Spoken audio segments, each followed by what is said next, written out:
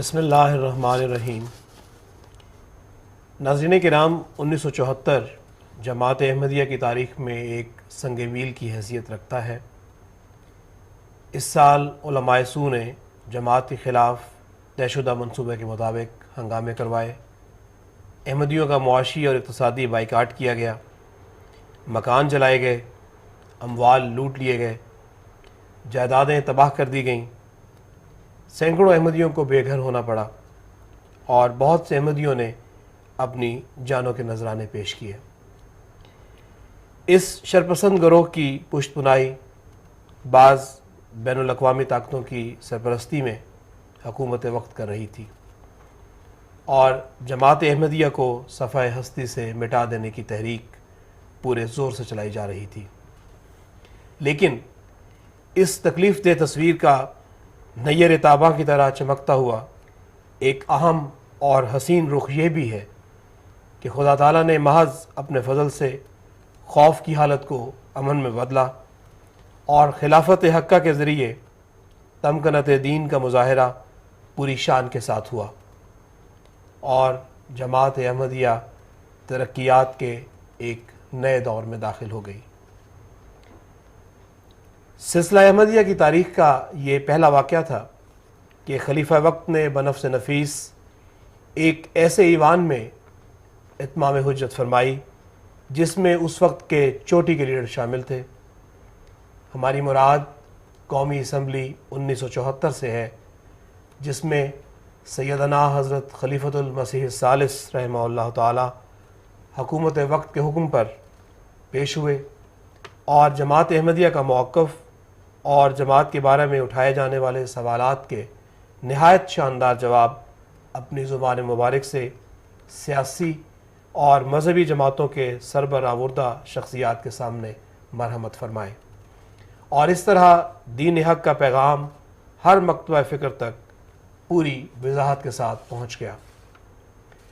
بہت سے ذہنوں میں یہ سوال پیدا ہوتا ہے کہ 1974 کی اسمبلی میں کیا پیش ہوا، کون کون سے سوالات اٹھائے گئے، حضور نے ان کے کیا جواب ارشاد کیے، کیا فیصلہ دیا گیا، سیاسی اور مذہبی لیڈروں کے اس فیصلے کے بارے میں کیا تاثرات تھے، وغیرہ وغیرہ۔ قومی اسمبلی میں سیدنا حضرت خلیفۃ المسیح الثالث کی معیت میں جماعت احمدیہ کے نمائندہ وفد میں 4 دیگر بزرگان بھی شریک تھے۔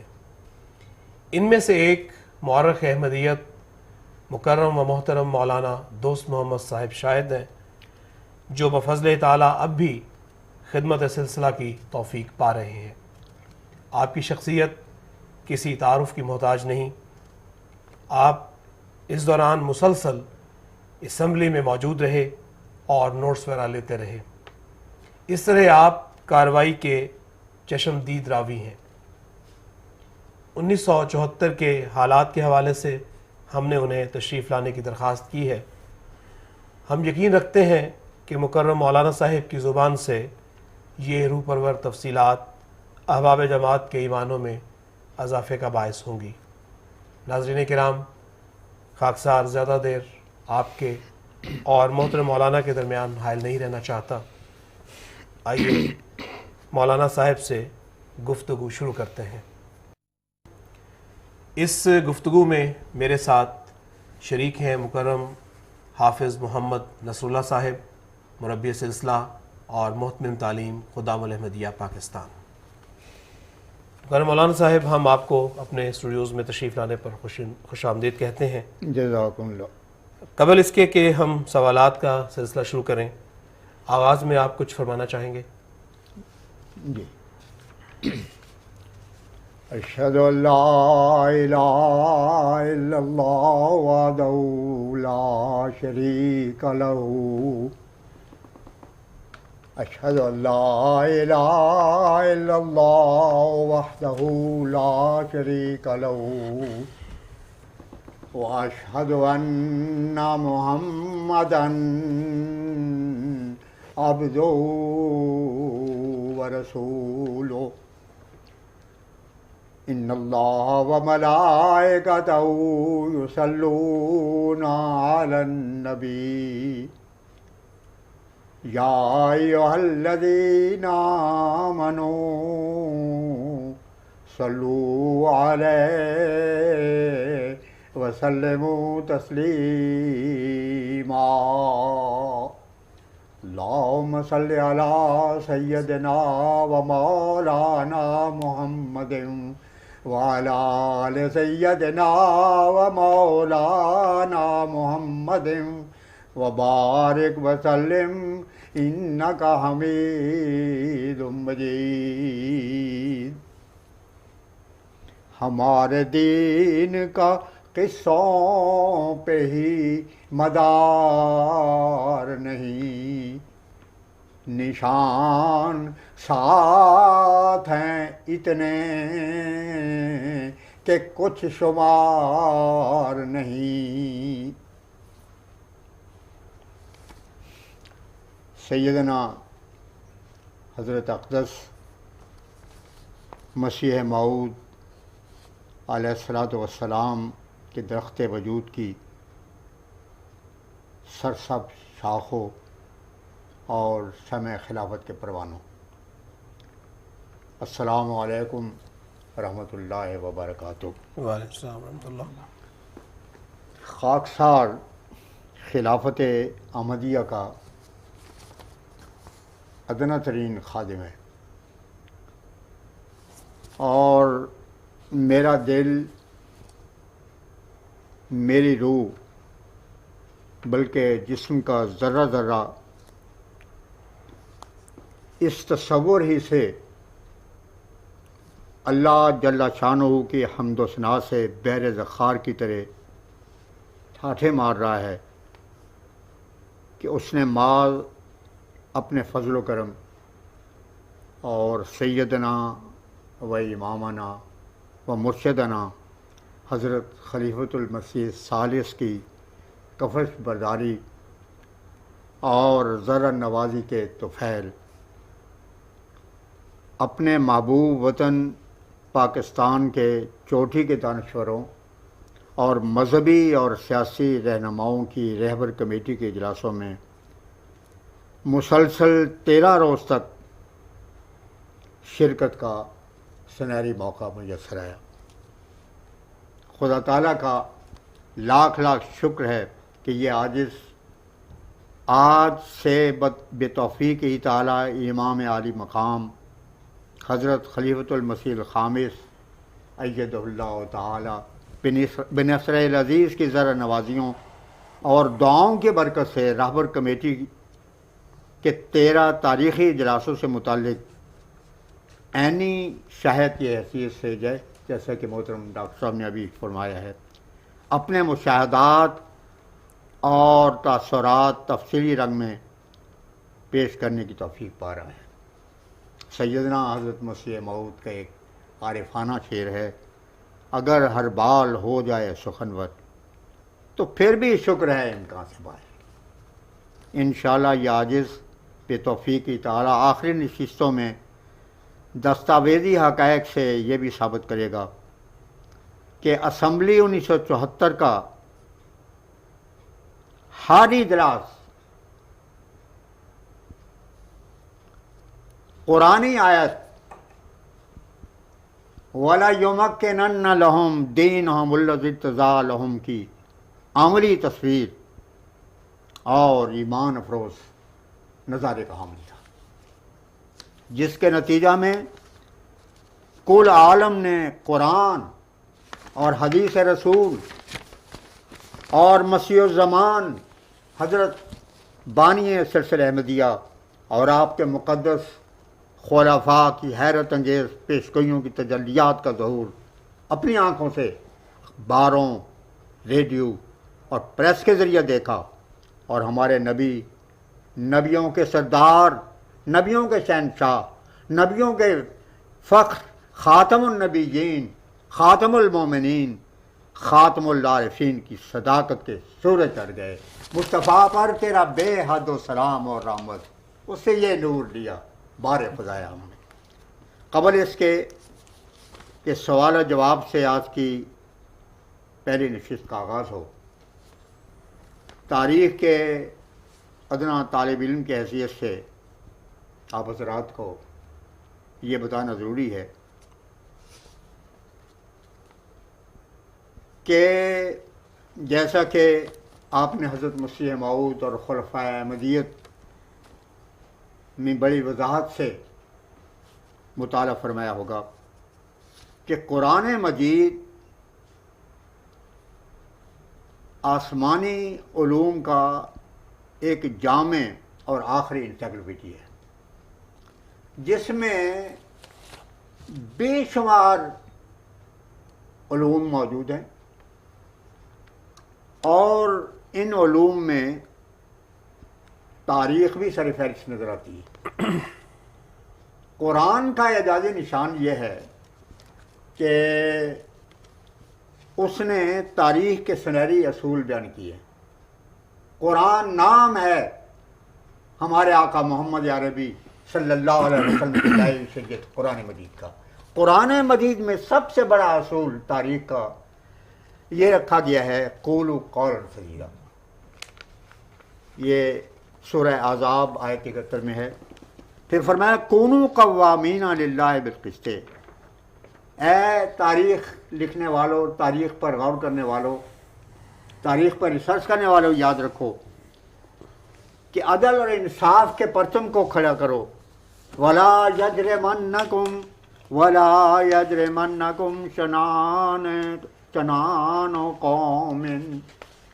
فرمایا کسی قوم، کسی طائفہ، کسی ملک کی دشمنی اور اختلاف نظریہ تمہیں عدل سے برگشتہ کرنے کا مجھے نہ بنے۔ اعدلوا واقربوا للتقوی۔ فرمایا تاریخ لکھنے بیٹھے ہو تو تقوی کے ساتھ لکھنا، اور یہی خدا کو پسند ہے۔ قرآن یہی کہتا ہے کہ خدا تعالیٰ سچوں کو پسند کرتا ہے، اور فرمایا کونوا مع الصادقین، سچوں کے ساتھ ہو۔ اس کے معنی یہ بھی ہیں کہ تاریخ بھی سچی لکھو اور پھر اسی کو اپنے دل میں جگہ دو اور سینے میں بساؤ جو کہ حقیقت پر مبنی ہو۔ مگر افسوس پچھلی صدیوں سے بالخصوص بر صغیر کے چوٹی کے مذہبی رہنماؤں نے مسلمانان عالم کے دل میں یہ انتہائی خطرناک عقیدہ نقش کر دیا ہے اپنی کتابوں اور اپنے خطبوں، تقریروں اور اپنے عمل کے ذریعے سے کہ احیاء حق کے لیے جھوٹ کا بولنا محض جائز ہی نہیں بلکہ بعض کا واجب بھی ہو جاتا ہے، اور اس حد تک واجب ہے کہ جب وجوب کی حد تک جھوٹ کا بولنا حق و صداقت کی اشاعت کے لیے ضروری ہو جائے تو پھر سفید جھوٹ بولنا چاہیے، تاکہ سننے والا یہ وہم و گمان ہی نہ کر سکے کہ اتنا بڑا جھوٹ بھی ممبر و محراب کے وارث کی زبان سے بولا جا سکتا ہے۔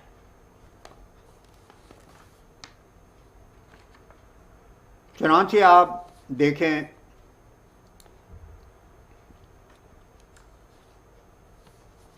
دیوبند کے مشہور عالم مذہبی رہنما رشید احمد صاحب گنگوئی، جن کا مقام اور جلالت مرتبت اس حد تک ہے کہ مولوی محمود الحسن صاحب اسیر مالٹا نے ان کی وفات پر جو مرثیہ کہا اس میں ان کو بانی اسلام کا ثانی تک قرار دیا۔ تو جناب گنگوئی صاحب نے اپنے فتاویٰ میں لکھا ہے کہ احیاء حق کے لیے جھوٹ کا بولنا جائز ہے، تا حد امکان تاریخ سے کام لے، اگر ناچار ہو تو کذب سری استعمال کرے۔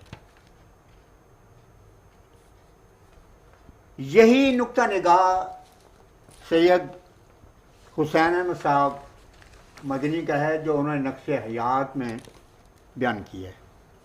بانی جماعت اسلامی سید ابوالعلا صاحب مودودی نے ترجمان قرآن مئی 1958 میں کھلے لفظوں میں اس کی تائید کی ہے اور کہا ہے کہ یہ غلط ہے کہ ہر موقع پر سچائی پر عمل کرنا چاہیے، بعض کا جھوٹ بولنا واجب ہے۔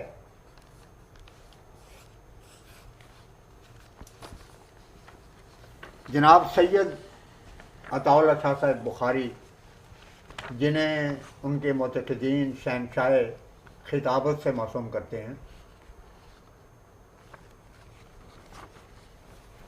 ان کی شخصیت کسی تعارف کے محتاج نہیں،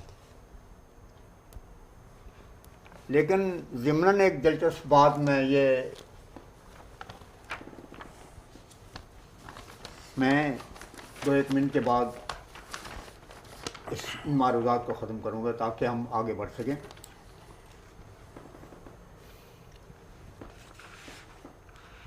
مجاہد الحسینی صاحب نے ایک کتاب لکھی ہے فرمودات بخاری، اس میں انہوں نے شاہ جی کی ایک تقریر کا حوالہ دی ہے۔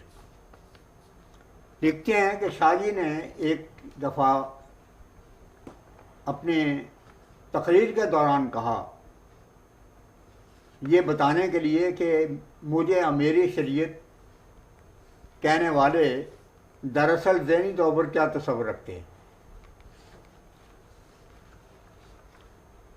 تو شاہ جی نے کہا کہ یار لوگوں نے، یونی کے الفاظ ہیں، یار لوگوں نے شریعت کو نہ ماننے کے لیے میرا نام میری شریعت رکھ دی ہے۔ یہ فرمودات بخاری کتاب میں ہے۔ شاہ جی نے ایک دفعہ یہ بیان دیا اور یہ بیان ان کے مشہور عقیدت مند شورش صاحب مدیر چٹان نے ان کے سوانح عمری میں بیان کیا ہے۔ شاہ جی نے یہ کہا کہ آج دنیا میں سب سے زیادہ جھوٹ اخبارات بول رہے ہیں، اور یہ جھوٹ اس کثرت کے ساتھ بولا جا رہا ہے۔ صاف طور پر اشارہ ہے کہ وہ دنیا میں تو گئے نہیں، بر صغیری کا ذکر ہے۔ کہتے ہیں کہ اتنا جھوٹ بولا جا رہا ہے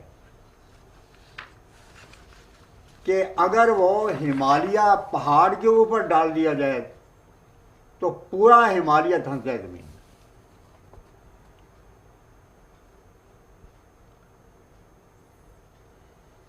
یہ میری ابتدائی عرضداشت تھی، اور اس عرضداشت کے ساتھ میں آپ سے دعا کا بھی طلبگار ہوں۔ ہم تہی دس تیرے در پہ چلے آئے ہیں، لطف سے اپنے عطا کر ید بیضا ہم کو۔ سب سے پہلے تو اس حوالے سے ہم یہ پوچھنا چاہیں گے کہ 1974 میں پاکستان کی قومی اسمبلی میں جماعت احمدیہ کے حوالے سے جو قرارداد پیش ہوئی، اس کا پس منظر کیا ہے؟ ہمارا اس میں کہنے کا مقصد یہ ہے کہ کیا وہ فوری کچھ ایسے عوامل پیدا ہو گئے تھے کہ جن کی وجہ سے یہ قرارداد پیش کرنا پڑی، یا اس کے پیچھے کوئی بہت لمبی بیک گراؤنڈ ہے؟ حق یہی ہے کہ بظاہر آج تک دوسرے حلقے دنیا کو یہی باور کراتے ہیں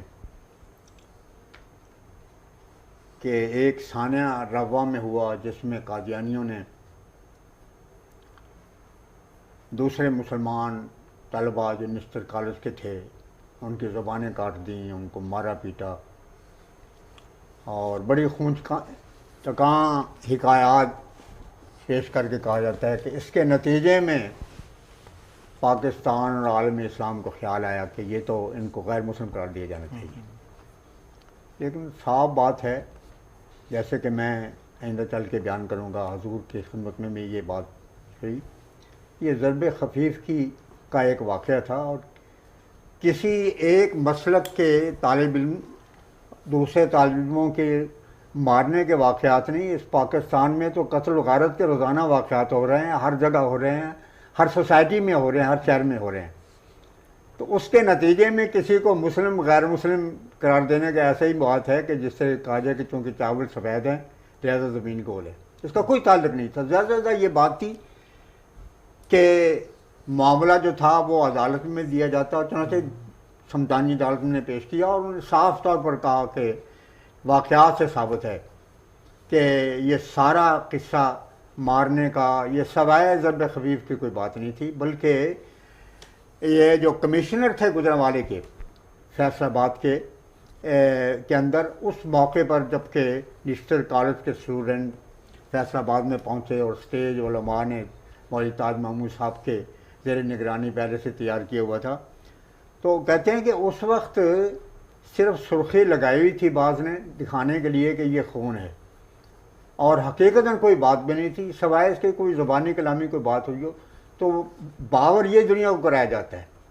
مگر اختصار کے ساتھ میں عرض کروں گا کیونکہ تفصیلات آگے آ رہی ہیں، اور اس پر میں اللہ تعالیٰ کے فضل سے مقالہ مکمل کر چکا ہوں، قریباً 300-350 صفحات کا ہے. خلاصہ اس کا میں یہ عرض کرنا چاہتا ہوں کہ جماعت احمدیہ کے خلاف بین الاقوامی ایجیٹیشن اور مخالفت کا محاذ حقیقتاً حضرت مسیح موعود علیہ السلام کے زمانے سے شروع ہوا، اور سب سے پہلا کفر کا فتویٰ مولوی محمد حسین صاحب بٹالوی نے لگایا. لیکن وہ آغاز تھا، اور اس وقت یہی سمجھا جاتا تھا، اور اس وقت کے علماء جن میں مولوی کرم الدین صاحب بھی تھے، اور اس کے علاوہ ایک مولوی محمد غازی صاحب،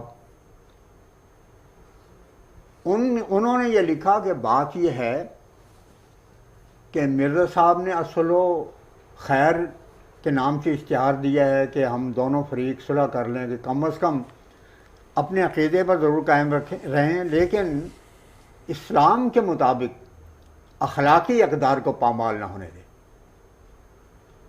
یہ حضرت مسیح پاک علیہ السلام نے قادیان سے اشتہار دیا. یہ 1900 کی بات ہے. تو غازی صاحب نے ایک کتاب شائع کی، راولپنڈی میں وہ چھپی موجود ہے. انہوں نے کہا کہ مرزا صاحب مسالت کی بات کرتے ہیں، یہ تو اپنے وقت کے ابو جہل ہے معاذ اللہ، اور آج نہیں تو چند دنوں تک یہ ختم ہو جائیں گے. ہمیں کوئی ایسے گھبرانے کی بات نہیں ہے. اور مسالت کا جہاں تک تعلق ہے، ایک ہی صورت ہے مسالت کی کہ مرزا صاحب اپنے کتابوں کو جلا دیں، نظر آتش کر دیں، اور حضرت پیر میر علی شاہ صاحب کے ہاتھ پر بیعت کر لیں. تو ان کا خیال یہی تھا کہ یہ مخالفت تو ہم کر رہے ہیں مگر یہ جلدی ختم ہو جائے گا قصہ. آگے میں بتاؤں گا کہ گورنمنٹ نے کس طرح علماء کی پشپنائی کی، اور علماء نے اس وقت کیا کچھ کردار ادا کیا. تفصیل سے آگے آئے گا انشاءاللہ تعالیٰ. خلافت اولیٰ کے زمانے میں جماعت کو خلافت کے نظام کے استحکام کے لیے حضرت خلیفہ اول کے زیر قیادت اپنی پوری طاقت صرف کرنی پڑی. اور اس دوران بلکہ مسیح موعود کی وفات پر مولانا ثناء اللہ صاحب جیسے عالم دین نے لکھا کہ مرزا صاحب تو فوت ہو گئے ہیں، اس لیے یہ جو مدرسہ احمدیہ بنانے کا قصہ ہے اس کو ختم کرو، یہ ہمارے کام آئے گا.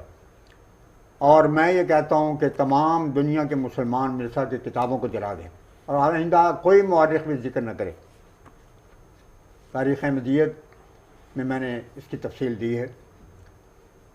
اور حسن نظامی صاحب سجادہ نشین نظام الدین اولیاء نے یہ کہا کہ میر صاحب جیسے عالم دین تو فوت ہو گئے ہیں، اب احمدیوں کو چاہیے کہ ہمارے ساتھ مل جائے. تو وہ دور اس طرح ختم ہوا. جی. اللہ تعالیٰ نے جب حضرت خلیفۃ المسیح ثانی رحم اللہ تعالیٰ کو تاج خلافت پہنایا، جی. تو اپنے بھی اور بیگانے بھی، اپنوں سے مراد عمائدین تھے جو حضرت خلیفۃ المسیح ثانی کو بچہ قرار دیتے تھے. تو اس وقت یہ صورت تھی.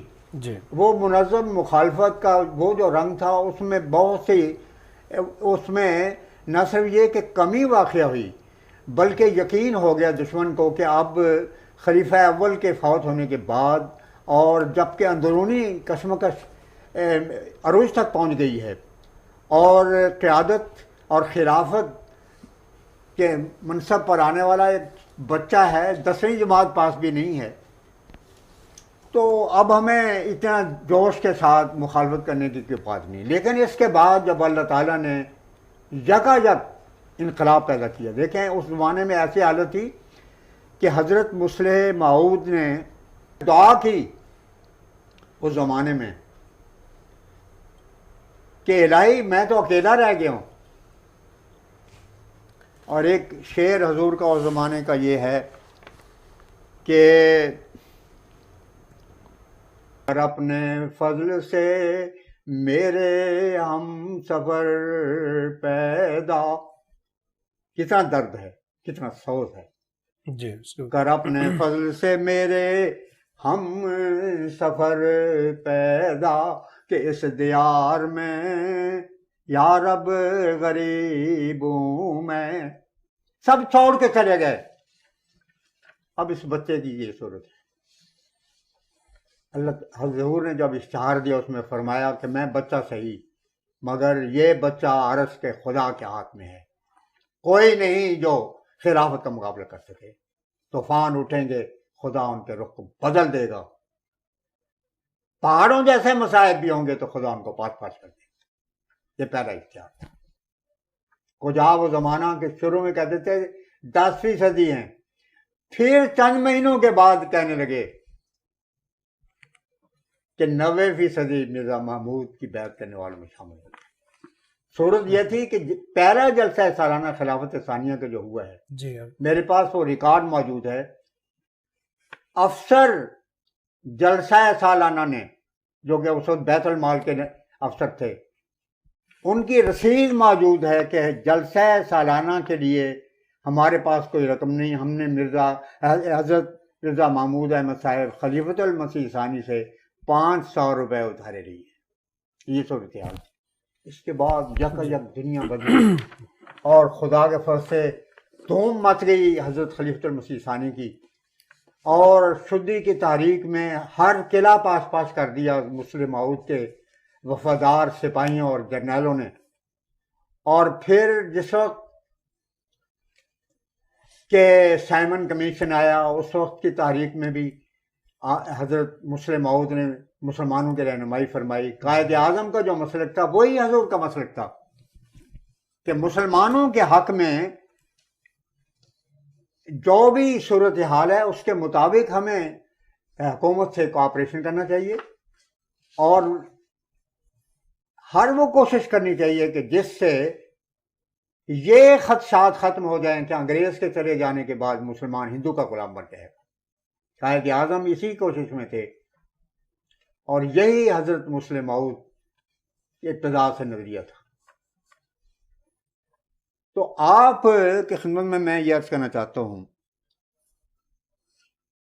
کہ ایک طرف جب شدی کی تحریک میں ناکامی ہوئی، حالانکہ اس زمانے کی تاریخ پڑھیں، شدی کی تحریک دراصل ریفلیکشن تھا غدر کے زمانے کا.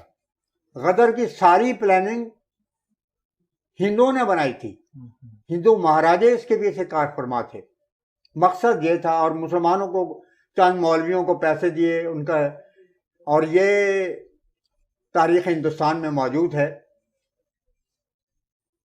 اور اسی طرح دوسرے ڈاکومنٹس میں بھی موجود ہے کہ اشتہار جو اس موقع پر دلی کی شاہی مسجد کے پھاٹک میں لگایا گیا مسلمان علماء سے دستخط لے کے، یہ ہندوؤں کی کارستانی تھی، کیونکہ مسلمانوں کے پاس تو حکومت ہی نہیں تھی۔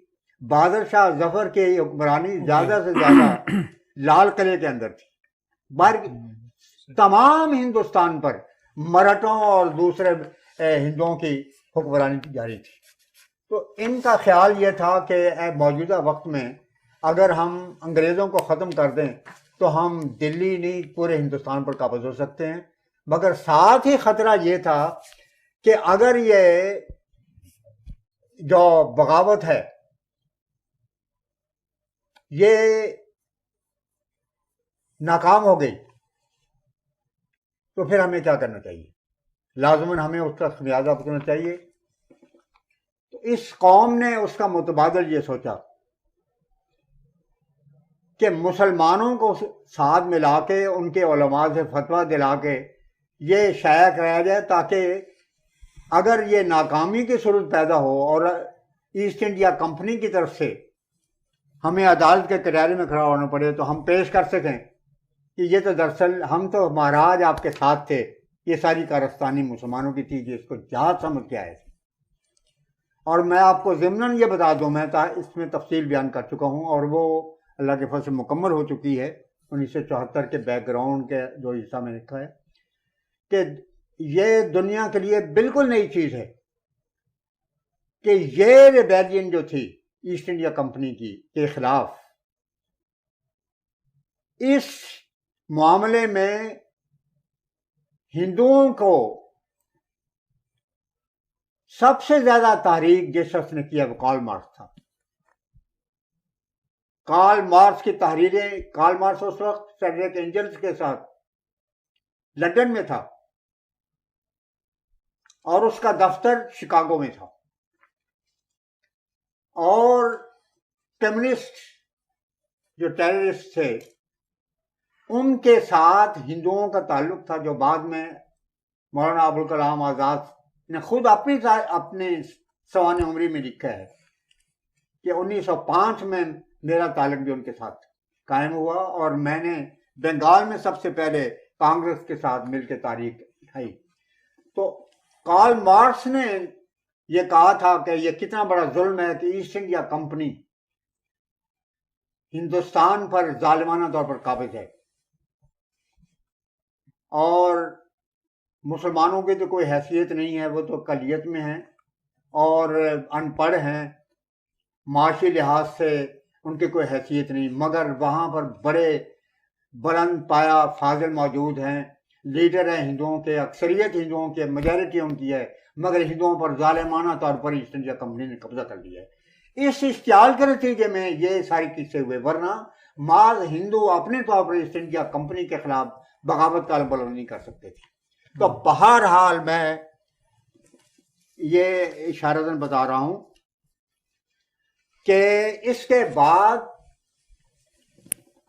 ایجیٹیشن ہوئی، تحریک خلافت اٹھی اور سارا مقصد یہ تھا کہ کس طرح انگریز کو نکال دیا جائے اور ایسی صورت میں نکالا جائے کہ انگریز کے چلے جانے کے بعد براہ راست اقتدار جو ہے وہ ہندو کے ہاتھ میں آ جائے۔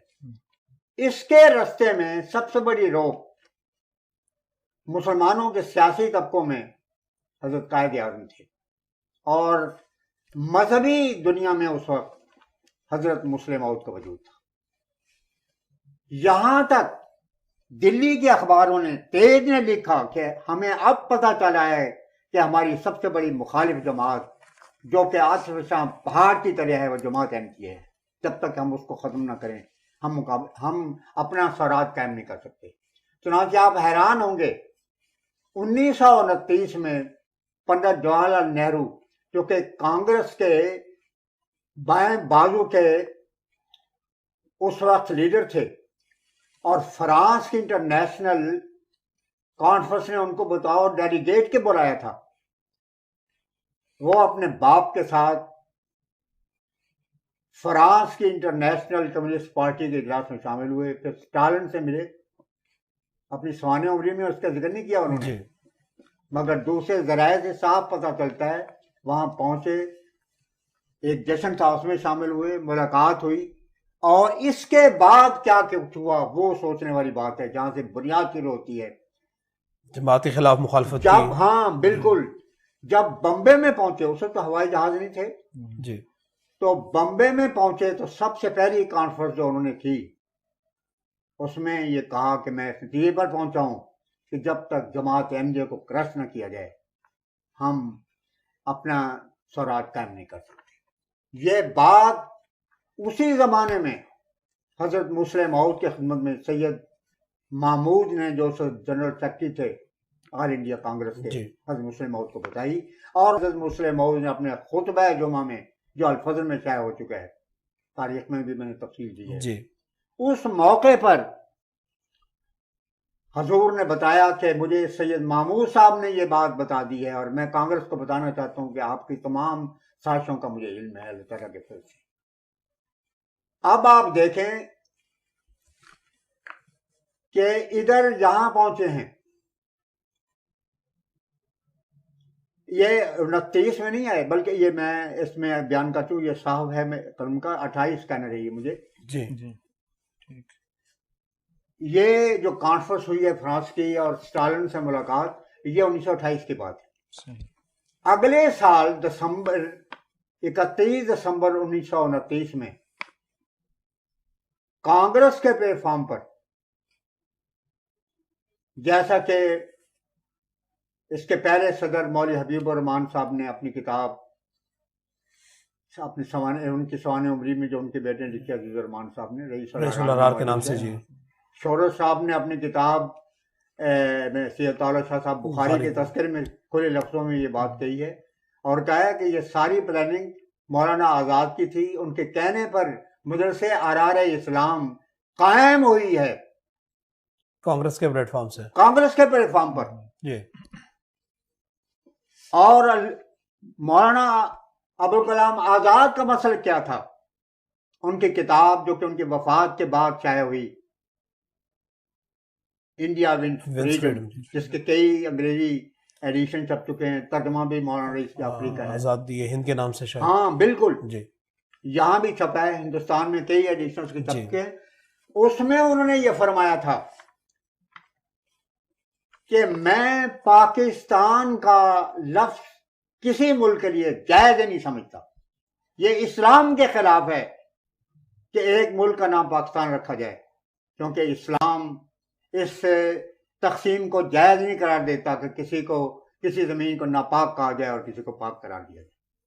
یہ ٹوٹلی میں اس سے ڈیفر کرتا ہوں. ہاں میں یہ ضرور چاہتا ہوں کہ یہودی بہت بے بس ہیں, بہت بڑی تعداد ہے, انٹیلیجنٹ لوگ ہیں, ان کے کوئی حکومت نہیں. مسلمانوں کی جو بے شمار حکومتیں ہیں, کسی نئی حکومت کی کیا ضرورت ہے ان کو. اس بے بس قوم کے لیے ایک ہوم لینڈ ضرور ہونا چاہیے.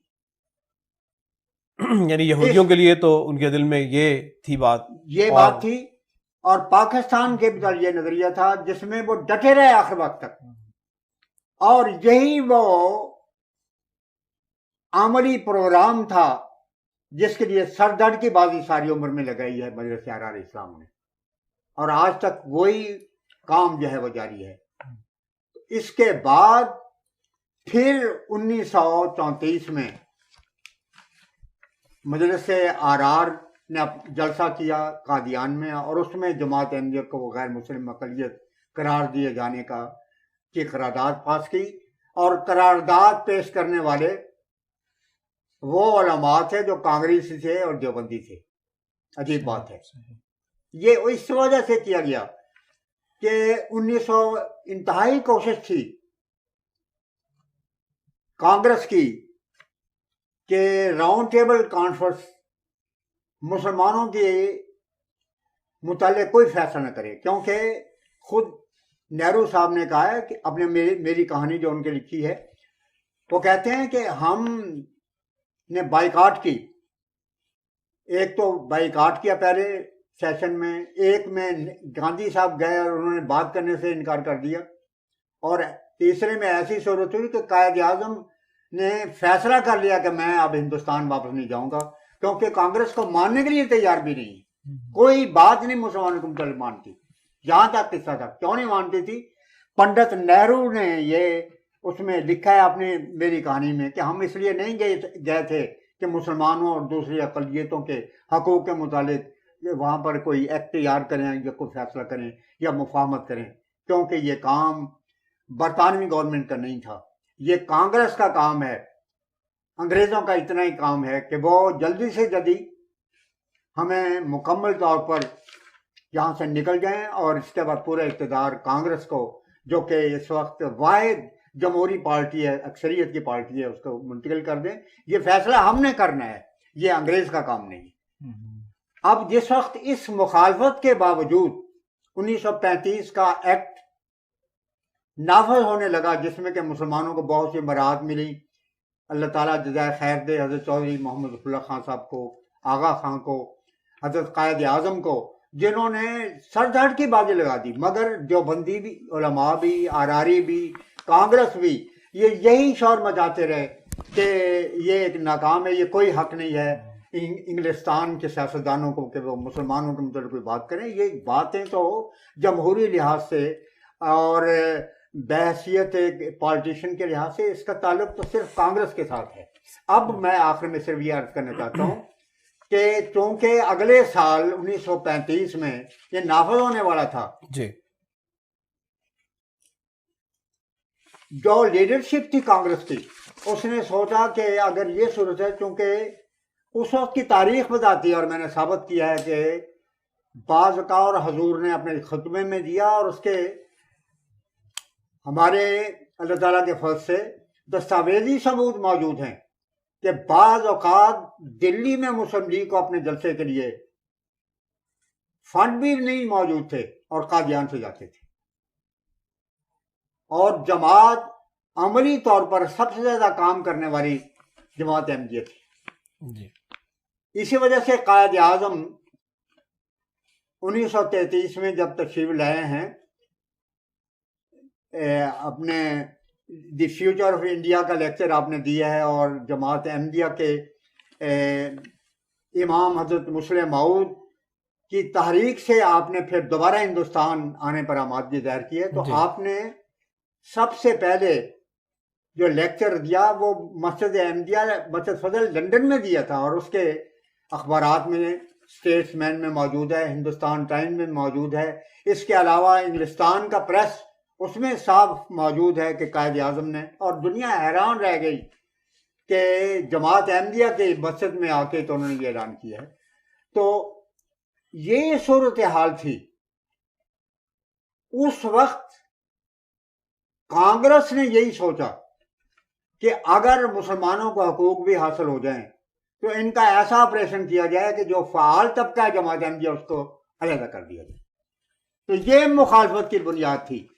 اس بنیاد کے بعد جب 47 میں آر تحریک کی مخالفتوں کے باوجود اور ان کے آل انڈیا کانگریس اور ان کے جو ساتھی تھے ان کی کوششوں کے باوجود اللہ تعالیٰ کے فضل سے جماعت احمدیہ اور قائد اعظم، جماعت احمدیہ جو بحیثیت جماعت کے واحد جماعت ہے جس نے قائد اعظم کے دوش بدوش تحریک آزادی ہند میں اور جہاد پاکستان میں حصہ لیا ہے. لیکن یہ پہلے سے انڈر گراؤنڈ فیصلے ہوئے، اور برطانیہ، ماؤنٹ بیٹن، پنڈت نہرو، ان کا فیصلہ یہ تھا کہ فی الحال پاکستان بنانے دیا جائے، مگر لگڑا پاکستان ہو، اور ایسی صورت ہو کہ چند سال کے اندر اندر خود پاکستان کے رہنے والے ان کو جھکنا پڑے اور پھر درخواست کرنی پڑے کہ ہم ہندوستان میں شامل ہوتے ہیں. اس موقع پر آپ یہ نقطہ یاد رکھیں، آپ یہ انکشاف ہندوستان کے چوٹی کے ایڈیٹر دیوان سنگھ مفتون نے اپنے اخبار ریاست میں کیا کہ پاکستانیوں کو معلوم نہیں ہے. قائد اعظم کی وفات کے اگلے سال آر کا چوٹی کا ایک وفد نہرو سے ملنے کے لیے دلی میں پہنچا، اور اس نے کہا کہ پاکستان کے رہنے والے اب اس جے پر پہنچے ہیں کہ ہم نے بہت غلطی کی ہے پاکستان بنانے کے معاملے میں، تو ہم آئے ہیں، آپ ہماری مدد کریں ہر لحاظ سے، ہم دوبارہ پاکستان کو ہندوستان میں شامل کریں گے. تو یہ بیک گراؤنڈ ہے جس کے بعد 53 کی تاریخ ختم پاکستان اٹھی، اور اس کے بعد پھر 74 تک کا معاملہ. تو آپ صاحب آپ نے جو بھی فرمایا اس میں ایک تو آپ نے اس پوری بیک گراؤنڈ بیان کی کہ کس طرح مسلمانوں کی خدمت کرنے کی پاداش جو ہے اس سے یہ سارا منصوبہ چل رہا تھا، اور یہ جو آخری نقطہ پہنچا 1974 میں، اس کی بنیادیں پاکستان بننے سے بھی بہت پہلے رکھی جا چکی تھی۔ اب جیسے کہ ہم 1974 کے واقعات میں داخل ہو رہے ہیں، آپ نے پس منظر بیان فرمایا، لیکن اس سے پہلے کہ ہم اس سوال و جواب میں چلیں، ایک اور سوال عموماً یہ کہا جاتا ہے کہ 1974 کی بھٹو حکومت نے قومی اسمبلی کی کارروائی کی اشاعت پر پابندی لگائی تھی، کیا ایسی پابندی تھی؟ حق یہ ہے کہ خود بھٹو حکومت کی طرف سے سرکولر کی شکل میں یہ رویداد شائع کی گئی، جی صحیح، اور سینٹ کے ممبروں اور اسمبلی کے ممبروں کو باقاعدہ بجاتی تھی۔ پابندی صرف یہ تھی کہ احمدیوں کو پتہ نہ لگے، جس طرح یہ پابندی تھی کہ جو ہم وہاں پر رویداد پیش کر رہے ہیں نہ وہ پریس میں جائے نہ اس کو ریکارڈ کریں۔ اسی طرح یہ جو شائع کی گئی وہ اس طریقے پر شائع کی گئی کہ اپنوں تک پہنچے اور احمدیوں کو خبر نہ ہو۔ مگر احمدیوں کی عظمت شان یہ دیکھیں کہ جب معذرنامہ کے متعلق بھٹو حکومت کی طرف سے درخواست کی گئی کہ آپ معذرنامہ بھجوائیں اور اس کے بعد ہم کراس کویسچن کریں گے، حضور نے یہ کتاب تاریخ انصار اللہ جو حضرت ڈاکٹر صاحب کی ابھی حال ہی میں منظر عام پر آئی ہے، میں نے کل اس کو دیکھا ہے، حضور سے پہلے کہا گیا کہ آپ بھجوائیں اور پھر ہم ایک بجائے اس کے کہ وہاں جرا کی جائے، آپ ایک دن پہلے بھجوا دیا کریں، ہم آپ کو جواب دے دیا کریں گے۔ میں کوئی سلسلے کے لٹریچر کا حافظ نہیں ہوں، تو اس طرح بڑی آسانی کے ساتھ آپ کے سوالوں کا جواب آئے گا، لیکن انہوں نے کہا کہ نہیں، معذر نامہ بھی لکھ کے بھجوائیں اور پھر معذر نامہ کے ساتھ جو کتابیں ہیں وہ بھی ہمیں طے کر کے بھجوائیں اور اس کے بعد ہم کراس کویسچن کریں گے۔ اب آپ سے میں سربیات کرنا چاہتا ہوں کہ جماعت احمدیہ کی عظمت شان یہ تھی کہ معذر نامہ حکومت کے کہنے پر لکھا گیا اور اس کو شائع کیا گیا، اور شائع کرنے کے بعد حضرت خلیفۃ المسیح ثالث کے ارشاد کے مطابق وہ معذر نامہ جماعت احمدیہ نے سوائے سینٹ کے ممبروں اور سوائے اسمبلی کے ممبروں کے کسی کو نہیں دیا، اور سارے کے سارے نوجے، حتیٰ کہ ہم لوگ جو ڈیلیگیشن میں شامل تھے ان کو بھی نہیں دیا گیا۔ حضور کے پاس تھا، ہمارے پاس بھی نہیں تھا۔ مایا کہ بھٹو حکومت کی طرف سے کوئی ایسی اس میں وہ پابندی نہیں لگائی گئی تھی، بلکہ خود وہ سرکولرز جو ہیں میں یہ بتا رہا تھا، ٹھیک ہے، وہ تو ایک ضمنی بات آ گئی، وہ یہ کہ سرکولرز جو ہیں وہ بھی ہاں، تو جزاک اللہ، تو چونکہ ایک ہجوم ہے دماغ کے اوپر ان خیالات کا، اور میری آنکھیں تو اب بھی وہ سارے منظر کو اپنے سامنے دیکھ رہی ہیں اور دل پر نقش ہیں وہ، بلکہ میرے لیے تو وہ سرمایہ حیات بھی ہیں۔ تو سرکولرز تو خود حکومت نے شائع کر رہے تھے، جی، مگر چاہتے یہ تھے کہ یہ شائع شدہ چیز عوام، کہتے یہ تھے کہ عوامی فیصلہ ہے، مگر عوام سے بھی بتا کے رکھتے تھے تاکہ عوام احمدی نہ ہو جائے۔ اور اس سلسلے میں یہ بتانا چاہتا ہوں کہ یہ جو پابندی کا جہاں تک تعلق ہے، یہ اس وقت سے پتہ نہیں کس وجہ سے اس کو ایک وحی ربانی سمجھتے ہوئے لوگوں میں پھیلا دیا گیا ایک سازش کے تحت کہ حکومت نے پابندی لگ گئی۔ یہ حکومت تو خود روزانہ اس کو شائع کر رہی تھی، ہے جی، اور لڑ رہی تھی کہ کہیں کسی کو پتہ نہ چل جائے۔ آخری دن آپ کا جو سوال ہے میں اس بارے میں عرض کرنا چاہتا ہوں. آخری دن رات کے وقت جب حضور نے میں بتاؤں گا روزاد میں انشاءاللہ تعالی، جب آخری دن سوالات ختم ہوئے یا بختیار صاحب جو کہ واز دا اٹارنی جنرل دا گورنمنٹ آف پٹو گورنمنٹ، انہوں نے کہا کہ مرزا صاحب میرے سوالات تو ختم ہو چکے ہیں، اب آپ کچھ فرمائیں. جو حضور نے فرمایا وہ میں اپنے وقت پہ بیان کروں گا. جب حضور اٹھ کے جانے لگے میں بالکل ساتھ تھا، کھڑا ہوا. حضور تشریف لائے اور ان کو بھی الوداعی سلام کہا. اس موقع پر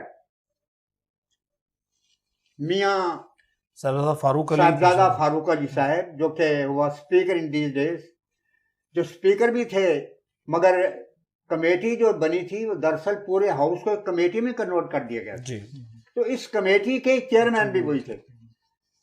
تو چیئرمین صاحب نے یہ صاحب سے درخواست کی کہ جب تک ہم یہ روزات شائع نہ کریں، آپ خود بھی پبلک میں اس کے واقعات کو بیان نہ کریں. اس میں ہرگز کوئی یہ نہیں کہا گیا کہ کوئی اور دوسرا شخص بھی بیان نہ کرے، کیونکہ حضور لیڈر تھے لاکھوں شہدائیوں کے. اس واسطے ان کی طرف سے یہی درخواست تھی، ان حضور ہی سے تھی کہ آپ اس کو ڈسکلوز نہ کریں.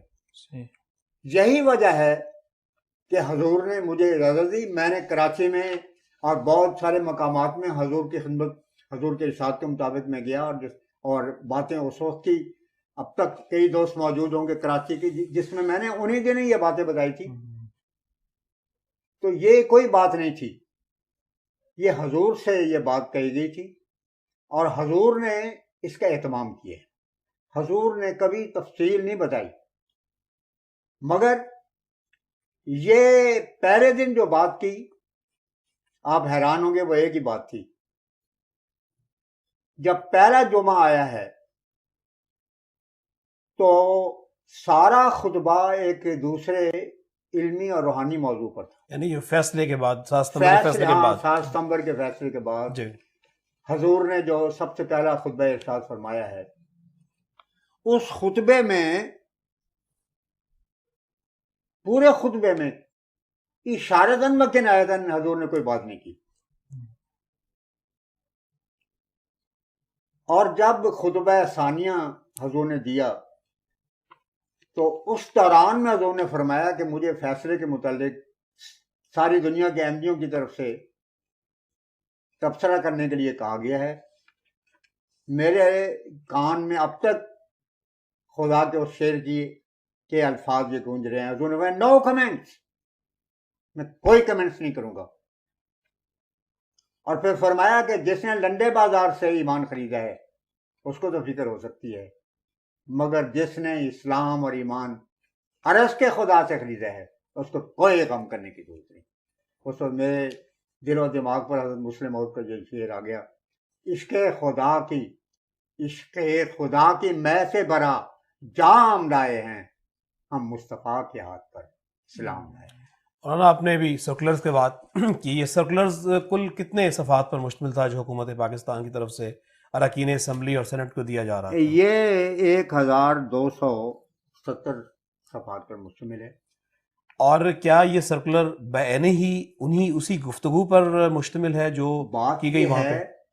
کہ یہ ایک ہے عجیب، حضرت مسلم موعود نے جو فرمایا تھا کہ ایک شخص اپنے آقا کے ساتھ جا رہا تھا، وہ اس کا مالک گھوڑے پر سوار تھا، گھڑا آیا تو وہ گر پڑا.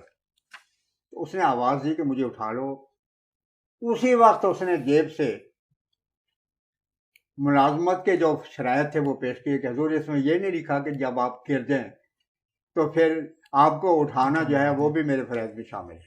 تو یہ سارے کام for the purpose of law نہیں تھا، بلکہ اپنے اقتدار کے خاطر ہو رہا تھا. دنیا میں یہ ڈنڈورا پیٹنا تھا دراصل. اور حضرت ظفر اللہ خان صاحب نے بھی ریمارکس ایک دفعہ بیان کیے کہ حقیقت یہ تھی کہ پنڈت نہرو کے مرنے کے بعد بھٹو صاحب کے دل و دماغ پر یہ خواب تھا کہ اب مجھے ساؤتھ ایشیا کا لیڈر بننا چاہیے، اور وہ چاہتے تھے کہ یونانی مصری پہلا جو میرے عہد حکومت میں آئین اور کانسٹیٹیوشن تیار ہو وہ بالکل متفقہ اور متحدہ ہو۔ تو ہر بات وہ اس رنگ میں کرتے تھے۔ یہ چیز جو تھی وہ دنیا میں بتانے کے لیے کہ ہم ڈیموکریٹک پالیسی پر عمل کر رہے ہیں، تو بتانے کے لیے وہ لکھتے تھے، مگر ایک تو وہ بھی خلاصہ ہوتا تھا۔ ایک آپ اس کو پڑھیں تو حیرت آتی ہے، قرآن کی آیتیں اس میں غلط، حدیثیں غلط، مسیح موعود کی عبارتوں کی عبارتیں غلط، حالانکہ سوال کیا گیا اور جو اشتعال پیدا کرنے کے لیے فتنے برپا کیا گیا ان میں یہ بھی تھا کہ مرزائی جو ہیں وہ قرآن مجید میں تعریف کر رہے ہیں، لیکن آپ اگر دیکھیں تو قرآن کی آیتیں تک اس میں بدلی موجود تھی۔ کیوں؟ یہ صرف دنیا کو بتانا تھا کہ ہم اپنوں کو بتا رہے تھے کہ ہم آپ کا جو مقصد ہے احمدیت کے ختم کرنے کا ہم کس طرح پورا کر رہے ہیں، یہ ان کو بتانا مقصود تھا، عوام کو بتانے کی ضرورت نہیں تھی، کیونکہ عوام کی خاطر اور ان کے نام پر یہ کیا جا رہا تھا۔ تو یہ سارے آپ دیکھیں تو سینکڑوں غلطیاں آپ کو ملیں گی، اس واسطے اگر اسی شکل میں شائع کر دیا جائے تو دنیا کو پتہ چلے کہ اس کے لکھنے والے جو ہیں وہ قرآن کے مخالف تھے، حدیث کے مخالف تھے، اور بانی جماعت کے تو مخالف اور تھے۔ اس کے علاوہ جہاں تک میرے علم میں ہے وہ یہ کہ بہت سی جو اہم حضرت خلیفۃ المسیح ثالث رحمہ اللہ تعالیٰ نے جو حوالے پڑھے غیر احمدی بزرگوں کے، وہ بھی اس میں سے مکمل طور پہ غائب کر دیے گئے۔ دیکھیں 4 روز تک حضور نے جہاد کے مسئلے پر بحث کی ہے، جی، اور وہ چند صفحوں میں آ جاتے ہیں۔ یہ جو مختلف کتابیں شائع کی گئی ہیں، میں آپ کو یہ بتانا چاہتا ہوں ابھی اسی وقت پر بھی کہ دنیا میں یہودیوں نے تعریف کی اور ریکارڈ تعریف کی، قرآن مجید نے اس کو بتایا ہے، مگر میں آپ کو بتاتا ہوں کہ 20ویں صدی نہیں، میں کہتا ہوں کہ یہودیوں کی تاریخ میں بلکہ دنیا کی تاریخ میں اتنی بڑی تعریف نہیں کی گئی جو ان حالات کی اشاعت میں بعض حلقوں کی طرف سے کی گئی ہے۔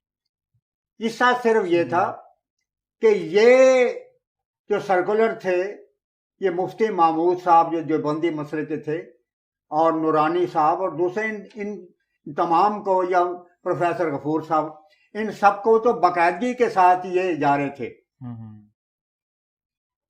ہمیں تو بتایا نہیں گیا اس بارے میں۔ میں نے بھی جو حاصل کیا ہے وہ حضرت چودھری صاحب، چودھری انور حسین صاحب، اللہ تعالیٰ ان کو غریق رحمت فرمائے،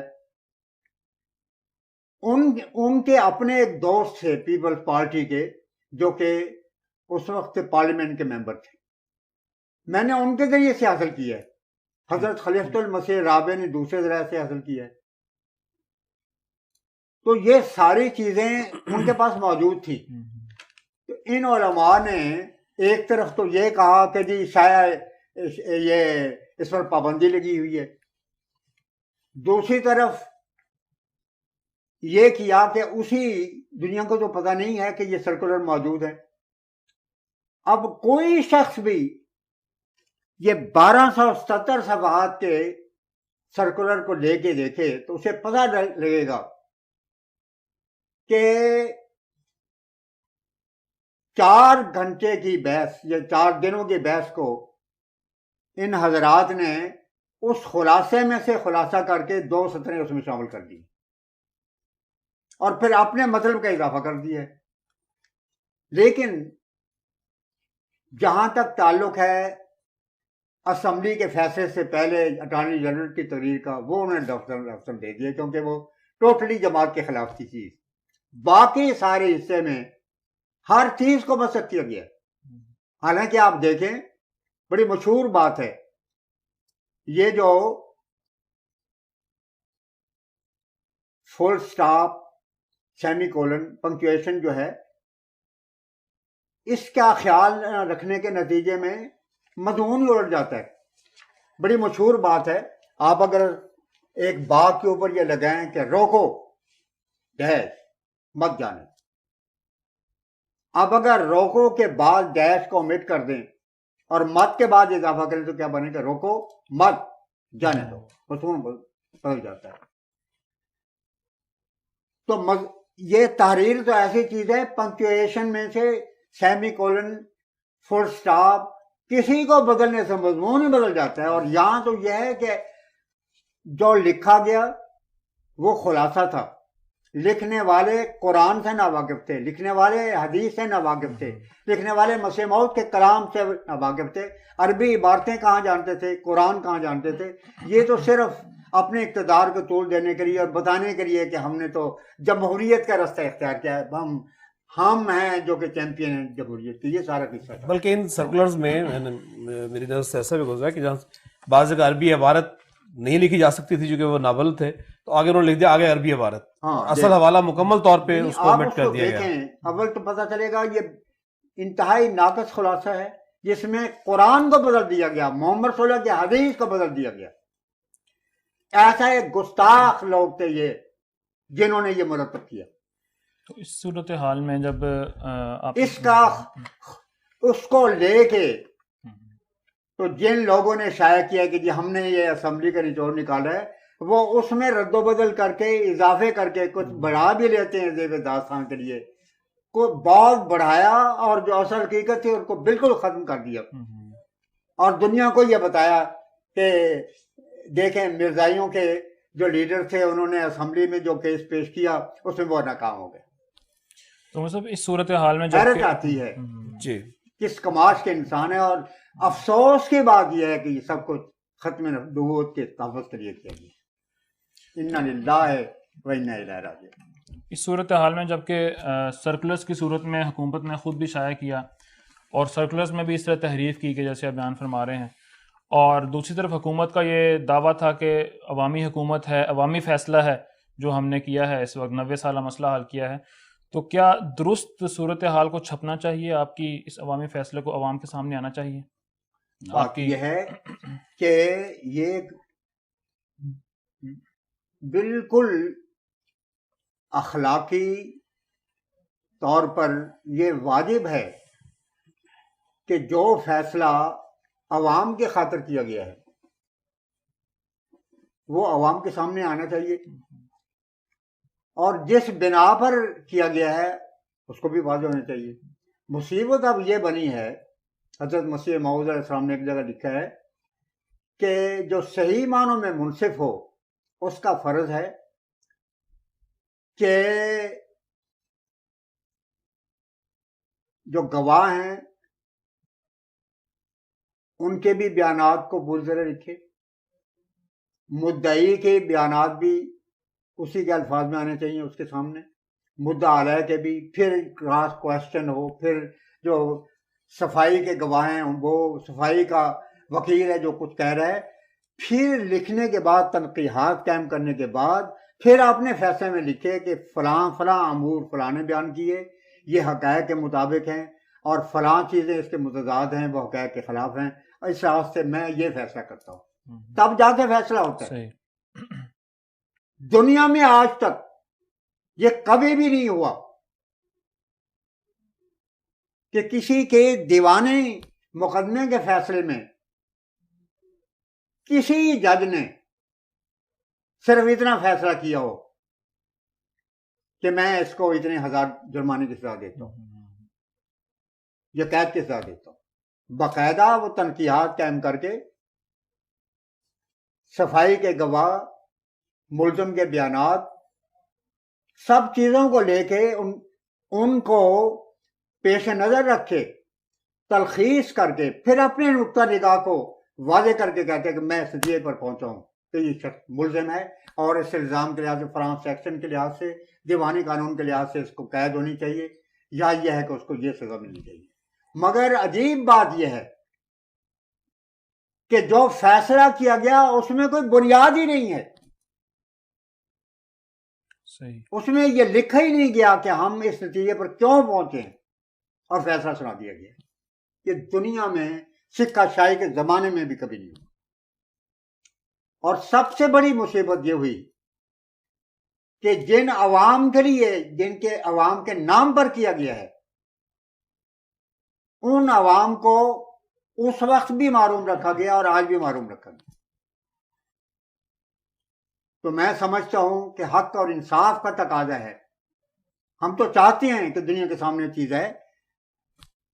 ہماری تو اب بھی خواہش ہے کہ وہ شائع کرنے کی بجائے جس طرح کہ میں اس وقت MTA کے ذریعے سے آپ حضرات سے مخاطب ہوں، ساری دنیا وہ ہمیں دے دے، ہم MTA پر اس کو نشر کر دیں گے، کیونکہ اب زمانہ پڑھنے کا اتنا نہیں رہ گیا، سننے کا زمانہ زیادہ ہے. تو خدا کرے کہ وہ بھی دنیا کے سامنے آ جائے. مولانا میں آج کی نشست ختم کرنے سے پہلے آپ سے ایک اسی لحاظ سے ضمنی سوال کرنا چاہوں گا کہ 1974 میں جو کارروائی ہوئی وہ ان کیمرہ ہوئی، اور کیا اس کی ٹیپس وغیرہ یا ویڈیو ٹیپ یا آڈیو ٹیپ حکومت کے پاس موجود ہیں، اور کیا جماعت احمدیہ کو ایسا حق دیا گیا تھا کہ وہ بھی اس کو ریکارڈ کر سکیں؟ جماعت احمدیہ کو ہر حق سے معروم کیا گیا. جی. میرے پاس یہ کاپیاں موجود ہیں. مجھے صرف یہ اجازت تھی کہ جو اعتراض کیا جائے وہ میں لکھوں، تاکہ حضور کی خدمت میں اس کے مطابق حوالے اور اصل کتابیں پیش کروں اور حضور اگلے دن اس کا جواب دیں. جی. اس کے سوا کسی قسم کا ریکارڈ کی ہمیں اجازت نہیں تھی. وہ ریکارڈ بھی انہوں نے کیا اور اپنے پاس رکھا. جی. پھر اس ایک اعلان کیا گیا بھٹو صاحب کے زمانے میں کہ ظفر انصاری صاحب کو مقرر کیا گیا ہے کہ اس کو دوبارہ صاف کر کے اور غلطیاں ٹھیک کر کے تو پھر اس کی اشاعت کا سامان کیا جائے.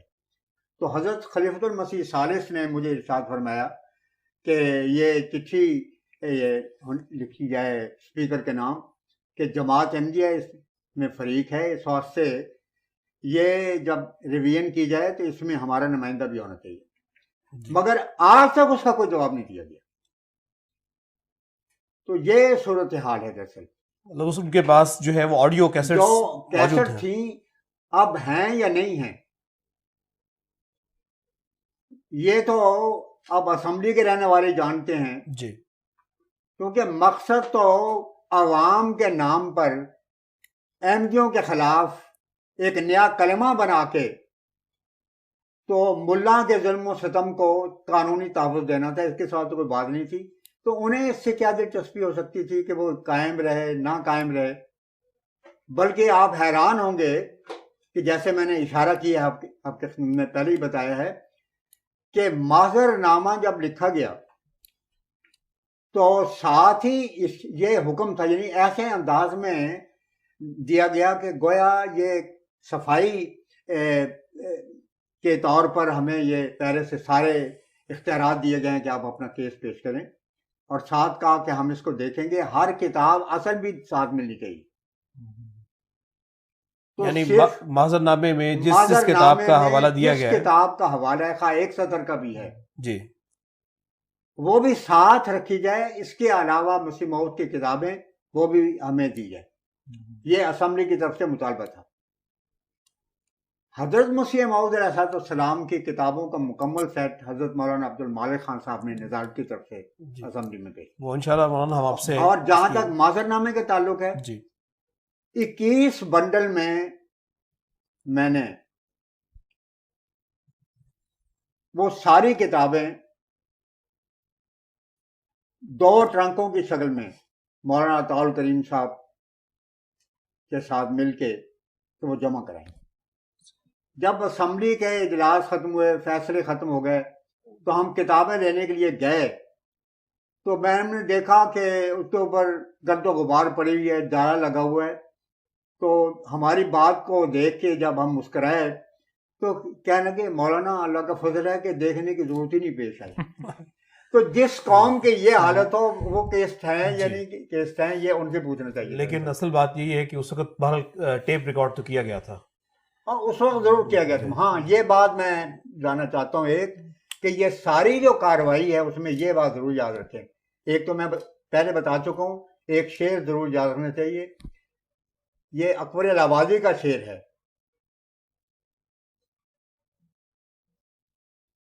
بنے ہیں اہل ہوس مدعی بھی منصف بھی، بنے ہیں اہل ہوس مدعی بھی منصف بھی، کسے وکیل کریں کس سے منصفی کس سے منصفی چاہیں.